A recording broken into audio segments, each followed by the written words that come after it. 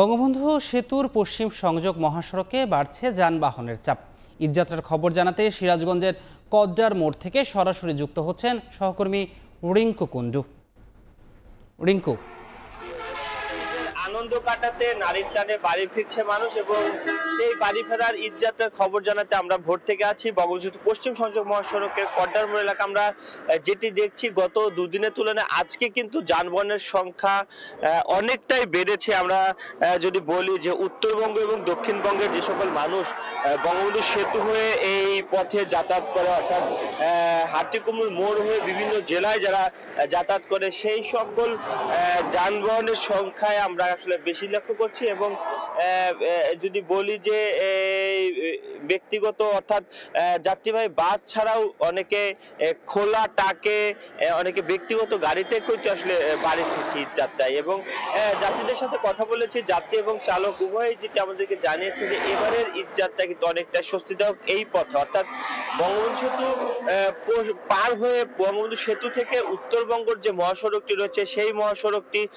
সাসেক 2 প্রকল্পের আওতায় মহাসড়কের যে 4 লেনের কাজ অনেকাংশে শেষ হওয়ার কারণে কিন্তু আমরা দেখছি যে চালকরা এবং যাত্রীরা যেটি বলছে যে এবারের ঈদ যাত্রা কোনো প্রকার যে যানজটের বা ভোগান্তি বা যানবাহনের ধীরগতির যে ভোগান্তি সেটি কিন্তু নিয়ে তারা কিন্তু অনেকটা স্বাচ্ছন্দ্যে এবং তারা কিন্তু অনেকটা স্বস্তি নিয়ে কিন্তু আসলে ঈদ যাত্রা এবারের ঈদ যাত্রা করছেন। আমরা যেটি দেখছি যে বেলা বাড়ার সাথে সাথে কিন্তু আসলে যানবাহনের সংখ্যা কিন্তু বাড়ছে, সেই সাথে আমরা দেখেছি যে অনেকে কিন্তু আসলে মোটর সাইকেলে করে কিন্তু আসলে প্রিয়জনের সাথে ঈদ কাটাতে নারীর টানে বাড়ি ফিরছে। তো সব মিলে বলা যায় যে এবারের ঈদ যাত্রা কিন্তু অনেকটা এই পথে, অর্থাৎ উত্তরবঙ্গ এবং দক্ষিণবঙ্গের যে 22 জেলার মানুষ এই পথে চলাচল করে তারা কিন্তু আসলে অনেকটা স্বস্তিতেই কিন্তু ঈদ যাত্রা এবারে ঈদ যাত্রা তারা আসলে বাড়ি ফিরছে। এবং এদিকে জেলার পুলিশ সুপার যিনি রয়েছেন আরিফুর রহমান মন্ডল, তিনি যেটি জানিয়েছেন যে এবারে মহাসড়কের ঈদ যাত্রা নির্বিঘ্ন করতে এবং নিরাপত্তা নিশ্চিতে কিন্তু মহাসড়কে যে সকল গুরুত্বপূর্ণ পয়েন্ট রয়েছে প্রায়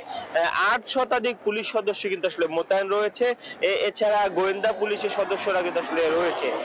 তো সব মিলে বলা যায় যে এবারের ঈদ যাত্রা কিন্তু অনেকটা স্বস্তিদায়ক, সেই সাথে কোনো প্রকার যদি কোনো দুর্ঘটনা ঘটে সেই প্রস্তুতি কিন্তু পুলিশ বিভাগের পক্ষ থেকে রাখা হয়েছে। তারা রেকার প্রস্তুত করে রেখেছে, মেডিকেল টিম প্রস্তুত করে রেখেছে। সব মিলে তারা কিন্তু আসলে একটা নিরাপত্তার যে ব্যবস্থা, অর্থাৎ যাত্রীদের যাত্রা নির্বিঘ্ন করতে সব ধরনের ব্যবস্থা কিন্তু গ্রহণ করেছে।